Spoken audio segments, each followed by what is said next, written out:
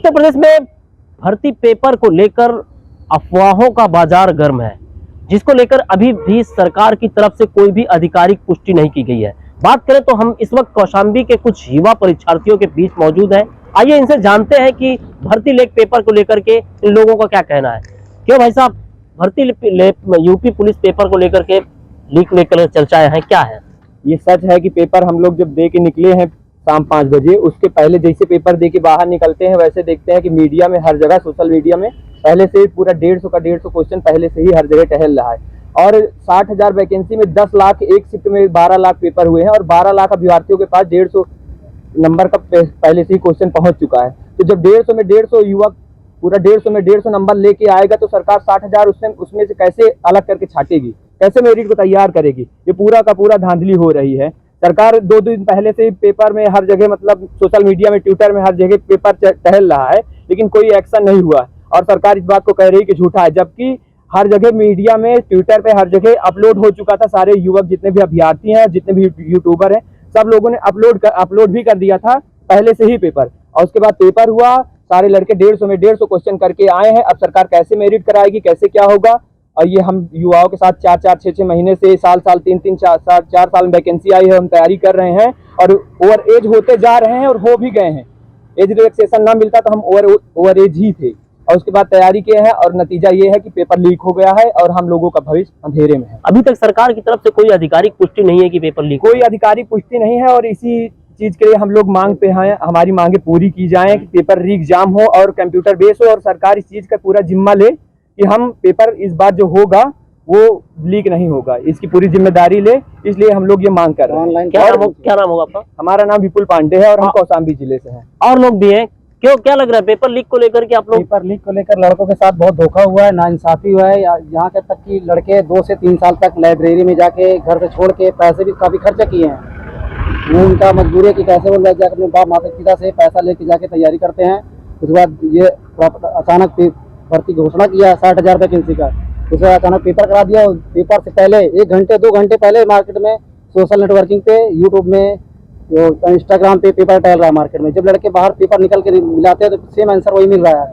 अब या तो एक पारियों में 12 लाख पेपर हो रहे हैं, परीक्षार्थी दे रहे हैं। मिनिमम भी अगर लड़कों के पास पहुंचा होगा तो 1 लाख पहुंचा होगा, क्या 1 लाख 2 लाख अगर जिन लोगों के पास पहुंचे 149, 150, 130 अगर क्वेश्चन किए तो उन लोगों का जो 1 साल 2 साल से तैयारी कर रहे हैं उनका तो हो ही नहीं।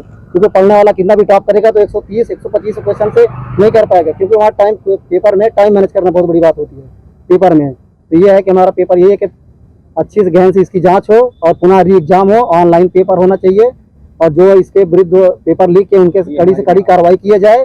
हमारी मांग ये है कि पुनः पेपर कराया जाए और लड़कों के साथ अन्याय न हो। ये सरकार। क्या नाम होगा अपना? हंसराज बड़े सर। अभी आप पेपर दिए थे? हाँ, पेपर हमने अभी दिया था। मेरा सेकंड पेपर था, मेरा दुर्गा देवी सेंटर में था। जो जस्ट ये भी एक बात है कि मैं 18 रूम में बैठा था, मेरे पीछे चौथी सीट पे एक लड़का बैठा था, उसको पेपर पता, उसके पेपर में सील नहीं लगी थी। जब हमने टीचर से बोला कि सर इसमें सील नहीं, लड़का बोला कि सील नहीं लगी है, तो टीचर ने बोला ये हो सकता है खुलने में खुल गया हो, सील वो हट गई होगी। लड़के ने बोला नहीं, टीचरों ने बैठा दिया कि आप पेपर दीजिए। क्या लग रहा है उससे? उससे यही लग रहा, तो पेपर सारे आम खुली हुई। जब हमने अंदर पेपर देने के बाद बाहर निकले तो देखे तो ये सब पूरे न्यूज पे चल रहा है कि यहाँ पेपर लीक है। और भी कुछ युवा जानते हैं। हम लोग 12-12, 14-14 घंटा पढ़ के दिए और 120, 115 क्वेश्चन कर पाए। और जो दिल्ली मुंबई कमा के आए हैं, एक दिन भी नहीं पढ़े, वो लोग 150 में 150 करके आ रहे हैं, 145 करके आ रहे हैं। तो हम लोग कहाँ से हो पाएगा? 130 क्वेश्चन, 120 क्वेश्चन में कहाँ से हो पाएगा? हम लोग रात दिन लाइब्रेरी में वही 4 घंटा 5 घंटा सो कर किसी तरह, मतलब इतनी मेहनत से तैयारी किए हैं।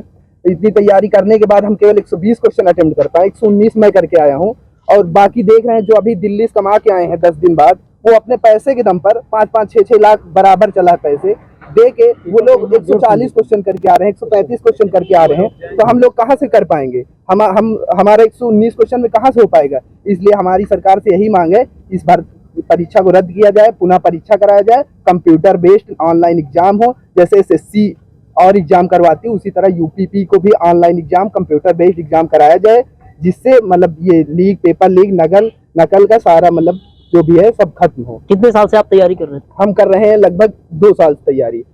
मेरा कई पेपर एग्जाम मतलब क्वालिफाई हुआ, दिल्ली पुलिस में भी हुआ, उसमें फिजिकल से बाहर हो गया हूँ और कई मतलब एग्जाम निकले हैं।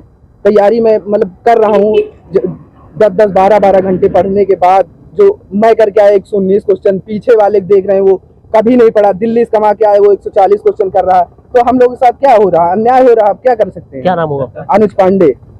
क्यों भाई साहब, आप भी तैयारी कर रहे थे, पेपर दिए हैं, क्या लग रहा है? आप कुछ बोलोगे?